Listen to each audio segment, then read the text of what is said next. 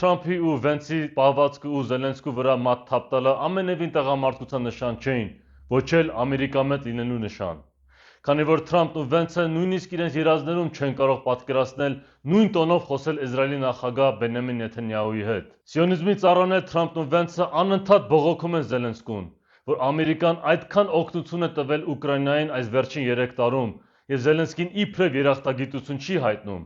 Բայց այդ երկերեսանի սրիկաները երբեք չեն բողոքի, որ ամերիկացիների հարկային գումարներով այս վերջին 70 տարում ահաբեկչական պետություն Իսրայելը ստացել է առավել քան $160 միլիարդ, եւ սա միայն պաշտոնական թիվն է։ Ուրիշ ոչ մի պետություն այդքան աջակցություն չի ստացել ԱՄՆ-ի կողմից, որքան ստացել է Իսրայելը։ Այսքան գումար է տվել մի պետության, որը Ամերիկային նայում է ոչ թե որպես դաշնակցի, այլ որպես իր ծառաշան։ Մի պետության է այդքան գումար հասել, որը շնորհակալ լինելու փոխարեն բազմաթիվ ահաբեկչական գործողություններ է կատարել հենց Ամերիկայի ու ամերիկացիների դեմ։ Ինչպես օրինակ 2001 թվականի Նյու Յորքի 911 ահաբեկչական դեպքերը, որտեղ Մոսադի մատնահետքերը ամեն տեղ էին։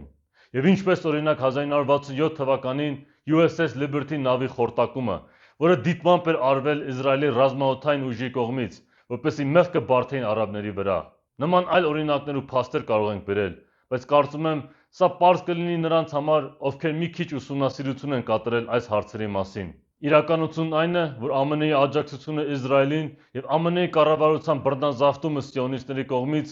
ամեն առումով միմիայն կործանարար վնաս են հասցրել Ամերիկային ու իր հարկատու քաղաքացիներին։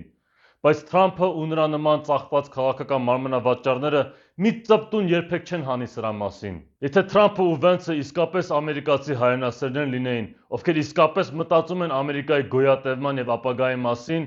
Զելենսկու վրա մատ թափ տալու եւ իրենց լավ տղուտեղ դնելու փոխարեն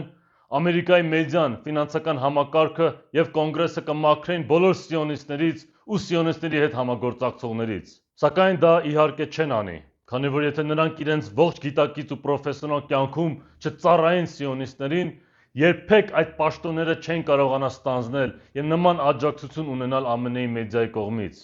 Այս ամբողջ երևույթն ու մանիպուլյացիան, որոնք տեղի են ունենում,